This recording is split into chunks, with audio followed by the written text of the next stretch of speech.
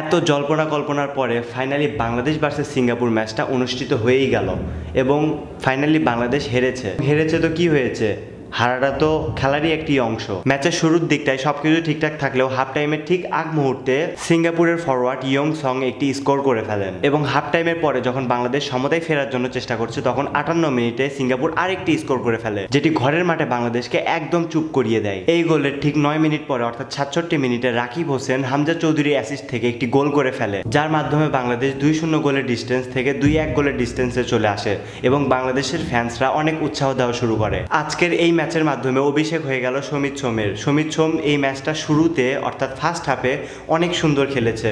সে যেইভাবে move create করতেছিল, big chance create করতেছিল, সেই চান্সগুলো অসাধারণ ছিল এবং বাংলাদেশের যদি পারফেক্ট নাম্বার 9 থাকতো তাহলে হয়তো বা সমিত সোমের অ্যাসিস্ট থেকে আজকে আমরা দুইটি গোল দেখতে পারতাম, যেই দুটি গোল একদম শিওর গোল ছিল। আজকের ম্যাচে নাম্বার 9 পজিশনে যাকে খেলানো হয়েছে রাকিব হোসেন, সে কিন্তু কখনোই পারফেক্ট নাম্বার 9 নয়।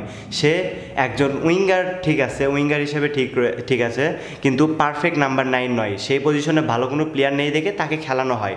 কিন্তু সেকেন্ড হাফে যদি আমরা সমিত সোমের কথা বলি, সেকেন্ড হাফে সমিত সোম টোটালি ডিফেন্সিভ খেলেছে এবং অ্যাটাকে খুব কম গিয়েছে লাস্টে, এবং অ্যাডিট টাইমে সমিত সোম অ্যাটাকে গিয়েছে একদম শেষ মুহূর্তে।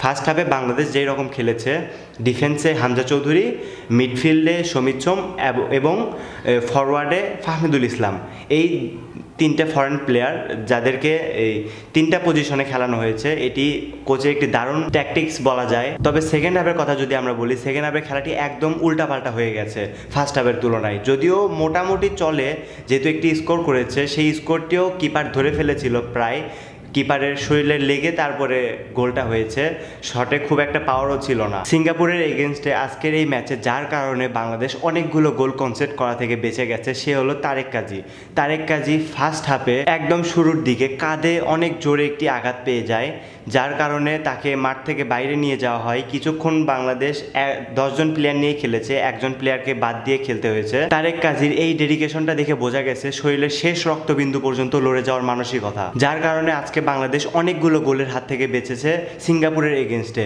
এবং সে সেকেন্ড হাফে অনেক সুন্দরভাবে ট্যাকেল করছিল, অনেক সুন্দরভাবে সেভ করছিল নিজের দেশকে। যাই বা হোক, ফুটবল একটি স্কোরের খেলা। আপনি যত ভালোই খেলুন, আপনি যদি স্কোর না করতে পারেন তাহলে আপনি ব্যর্থ, আপনার টিম ব্যর্থ। আপনি যত খারাপই খেলুন, আপনার টিম যদি স্কোর করে ফেলে আপনি সফল। ফুটবল একটি স্কোরের খেলা, আর এই স্কোরের খেলায় আজকের মতো বাংলাদেশ হেরে গিয়েছে। কিন্তু বাংলাদেশ কি আজকের এই ম্যাচটি হেরে যাওয়ার মাধ্যমে সব হারিয়ে ফেলেছে? বাংলাদেশ কি এশিয়া কাপ কোয়ালিফিকেশন করবে না? এশিয়া কাপ কোয়ালিফিকেশনের জন্য মোট বাংলাদেশকে 6টি ম্যাচ খেলতে হবে। বাংলাদেশ সহ এই গ্রুপে যারা রয়েছে, এই পটে যারা রয়েছে, তাদের সকলকে, তাদের 4টি টিমকেই 6টি করে ম্যাচ খেলতে হবে।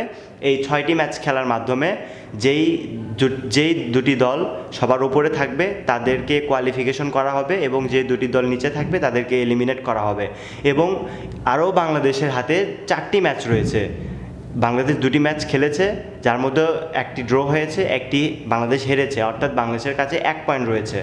আরও বাংলাদেশের জন্য 4টি ম্যাচ রয়েছে। এই 4টি ম্যাচ খেলার মাধ্যমে ডিসাইড করতে হবে বাংলাদেশ কি এশিয়া কাপে কোয়ালিফাই করবে কি করবে না। আসলে ডিসাইড করার কিছু নেই, পয়েন্ট টেবিলের যেই দুটি দল শীর্ষে থাকবে তাদেরকেই কোয়ালিফিকেশন করা হবে। আর পয়েন্ট টেবিলের আরেকটি দেশের কথা যদি বলি, ইন্ডিয়া কিন্তু হংকংয়ের কাছে হেরেছে, এবং বাংলাদেশ সিঙ্গাপুরের এগেনস্টে হেরেছে। সো গাইজ, পরিশেষে এটাই বলতে চাই, সত্যিকারের ফ্যান তো তারাই যারা হারার পরেও নিজের দলকে সাপোর্ট করে। আর আজকে আপনি আসলেই বুঝতে পারবেন যে সত্যিকারের ফ্যান কারা। যারা দেখবেন নিজের দলকে নিয়ে বাজে কথা বলছে, বুঝে নেবেন তারা সত্যিকারের ফ্যান নয়। যারা দেখবেন নিজের দলকে এখনও সাপোর্ট করছে, বুঝে নেবেন তারাই সত্যিকারের ফ্যান।